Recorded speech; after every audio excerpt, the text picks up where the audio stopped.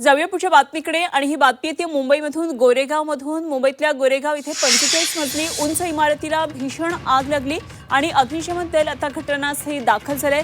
मुंबईमधल्या गोरेगाव इथे ही 45 मजली उंच इमारत आहे, तर भीषण आग लागल्याची घटना घडतीये। इमारतीमध्ये ही मोठी आग लागली आहे। 9व्या मजल्यावर आगीची ही दुर्घटना घडलेली आहे। मोठा आगीचा भडका उडालेला आहे। अग्निशमन दल आता घटनास्थळी दाखल झालेलं आहे। उंच इमारतींमध्ये आग लागणं आणि त्यानंतर ती नियंत्रणात आणणं अत्यंत शर्थीचं हे काम असतं, अत्यंत आव्हानात्मक काम खरं तर अग्निशमन दलाच्या कर्मचाऱ्यांपुढे सुद्धा असतं।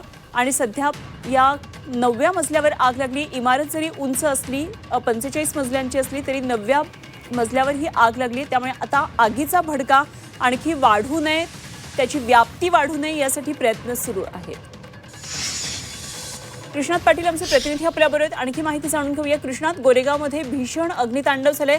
45 मजल्याची ही इमारत आहे, 9व्या मजल्यावर आग लागल्याचं कळतंय। कितपत मोठी आग आहे, किती नंबरचा कॉल आणि कशा प्रकारे प्रयत्न सुरू आहेत? अनुपमा, गोरेगाव पूर्व या भागातील ही घटना आहे आणि डीबी वुड्स नावाची ही 45 मजली इमारत आहे, ज्यामध्ये 9व्या मजल्यावर एका फ्लॅटमध्ये ही आग लागल्याची घटना समोर आलेली आहे। त्याचबरोबर ह्या आगीवर नियंत्रण मिळवण्यासाठी मुंबई अग्निशमन दलाचे प्रयत्न सध्या सुरू असलेले पाहायला मिळत आहेत। जवळपास अग्निशमन दलाच्या 2 टीम त्या ठिकाणी रवाना झालेल्या आहेत।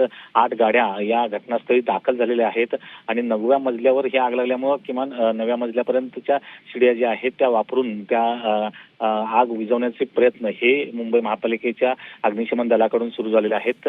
आगीमध्ये कुणी आतमध्ये सापडलेले आहे किंवा नाही, जीवितहानी आहे की नाही याबाबत अद्याप कुठलीही माहिती समजली नाही, परंतु वित्तहानी मोठ्या प्रमाणात झाल्याचं समोर आलेलं आहे। निश्चितच कृष्णात, एवढ्या मोठ्या उंच इमारतीमध्ये आग लागते तेव्हा अत्यंत आव्हानात्मक परिस्थिती असते, कारण एकतर लिफ्ट बंद असतात आणि वरच्या मजल्यापर्यंत जे अगदी टॉप फ्लोअर पर्यंत राहणारे लोक आहेत त्यांना खाली आणणं सुद्धा तितकंच महत्त्वाचं आहे। ही इमारत मोकळी करणं तितकंच निश्चितच आव्हानात्मक असणार आहे।